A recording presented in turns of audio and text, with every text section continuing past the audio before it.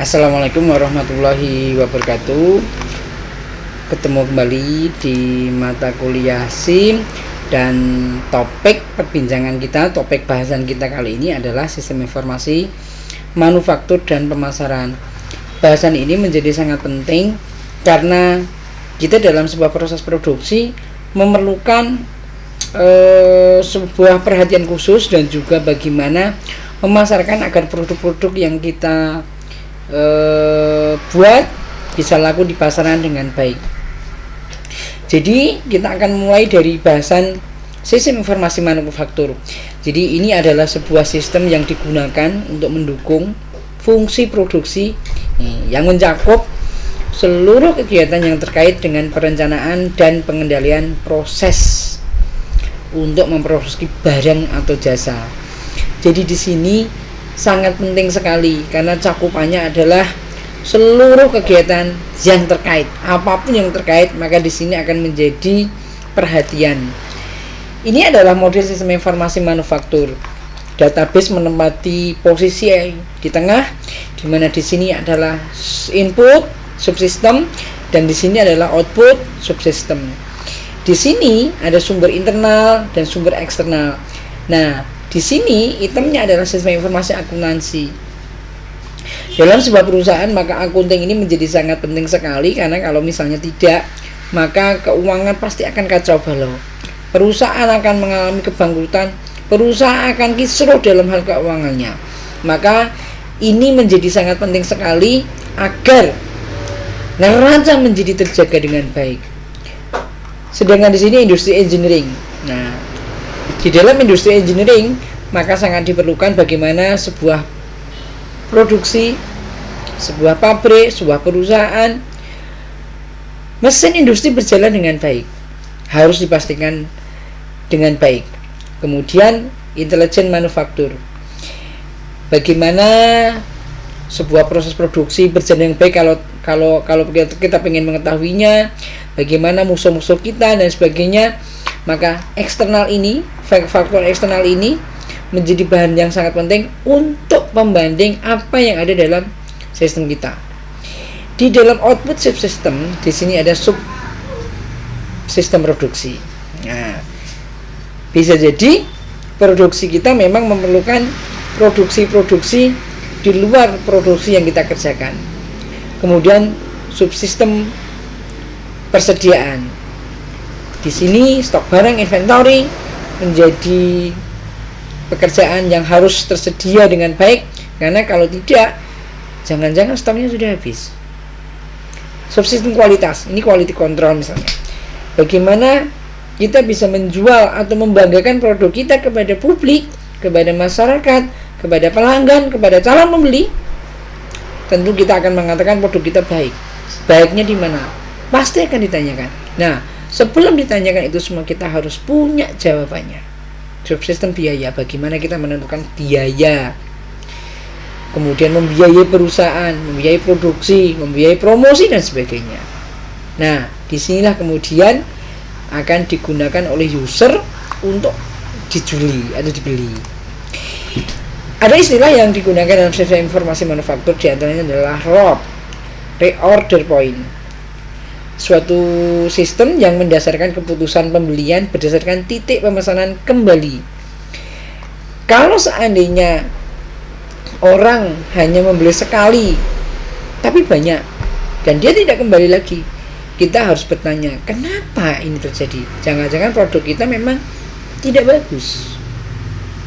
Kalau seandainya yang pembeli itu kemudian datang kembali atau dia mengajak orang lain, berarti barang kita bagus, produk kita bagus. Itulah yang seharusnya menjadi target. MRP, Material Requirement Planning, suatu sistem yang dapat dipakai untuk merencanakan kebutuhan berbagai bahan baku yang diperlukan dalam proses produksi. Nah, di sini bahan baku menjadi sangat penting. Perusahaan akan mengambil keputusan membuat pabrik yang dekat dengan bahan baku atau dekat dengan pasar. Nah, tentu tidak bisa diputuskan sama rata semua pabrik atau industri, karena ini kasuistis.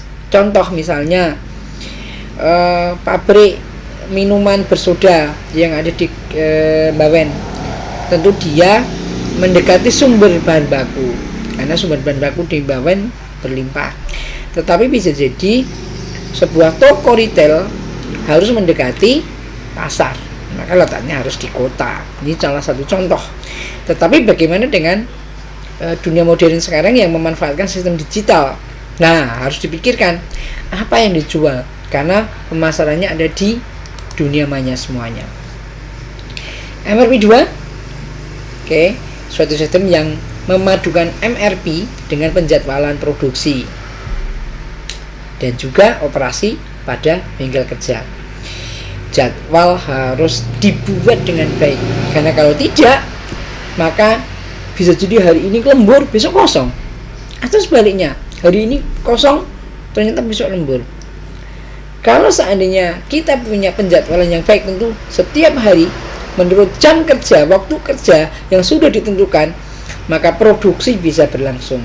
Sistem ini hanya untuk memperkerjakan mesin secara efektif. Karena kalau misalnya pabrik, mesin digeber terus menerus, atau misalnya jedanya tidak baik, maka tentu juga akan bermasalah. Just in time, suatu pendekatan yang menjaga arus bahan baku melalui pabrik agar selalu dalam keadaan minimum. Kata kuncinya adalah minimum, dengan mengatur bahan baku tiba di bengkel kerja pada saat diperlukan atau tepat pada waktunya. Jangan sampai pada saat karyawan sudah kumpul, proses produknya sudah siap, bahan bakunya tidak ada. Sekali lagi, ini berkaitan dengan jadwal. Ketika bahan baku ini dijaga, masih misalnya stok minimum dikatakan misalnya 5, maka harus dijaga. Kalau sudah 5, maka harus cepat-cepat order kembali, harus cepat-cepat mengambil bahan baku, karena kalau tidak, besok bisa jadi nganggur, tidak ada pekerjaan. Computer Integrated Manufacturing, suatu sistem yang menggabungkan berbagai teknik untuk menciptakan proses manufaktur yang luwes. Kalau Anda dalam sebuah proses produksi tidak luwes, bisa jadi Anda tidak bisa relax. Nah, ini pekerjaannya akan tertunda, atau sebaliknya, lo cepat dan menghasilkan produk yang berkualitas tinggi dan efisien. CIM menggabungkan robotika, cam control mesin, robot, dan juga computer aided manufacturing. Nih, computer aided design. Sebenarnya ini titik tolaknya adalah sebuah software desain untuk menggambar detail sebuah produk. Misalnya yang digambar ini adalah sebuah mobil. Bagaimana mobil itu kemudian bisa digambar betul-betul menyerupai bentuk aslinya dengan perspektif, dengan ukurannya yang detail. Kemudian ketika mobil itu misalnya dibuka mesinnya seperti apa, kemudian dia bisa menampilkan dengan baik juga. Lebih dari itu, misalnya suatu saat mobil ini pengen dijajal, kalau dengan kecepatan 100 km per jam nabrak tiang listrik, rusaknya kayak apa? Sudah bisa diperhitungkan.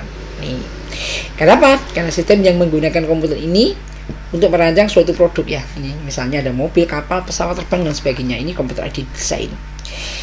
Ini yang sudah banyak digunakan di PT PAL Surabaya. Ada juga dulu di PT Nurtanio ya, di Bandung. Computer aided engineering ini digunakan untuk menganalisa karakteristik dari suatu desain dan dipakai untuk mensimulasikan kinerja produk yang berbeda-beda untuk mengurangi pembuatan prototipe. Ketika kita akan bangun sebuah rumah, apa yang kita lakukan? Tentu kita membuat maket, membuat gambar teknik. Kenapa? Karena kalau suatu saat kita pergi, maka pekerja yang ada di situ bisa bekerja dengan pedoman master plan yang sudah kita kerjakan. Bayangkan kalau seandainya kita tidak punya master plan atau maket, maka ketika kita pergi kita pekerja akan kesusahan. Saya mau ngapain? Tidak tahu. Maka diperlukan model atau prototype. Nah, software inilah yang kemudian mendefinisikan itu sehingga bentuk-bentuk ini bisa dibuat modelnya dalam bentuk software. CAM, Computer Aided Manufacturing. Ini adalah software yang berbasis komputer yang digunakan untuk mengontrol suatu proses produksi. Untuk memotong plat yang besar menggunakan las dulu masih sulit. Bagaimana dengan sekarang? Dengan software CAM ini, maka sebuah gergaji digital bisa diterapkan.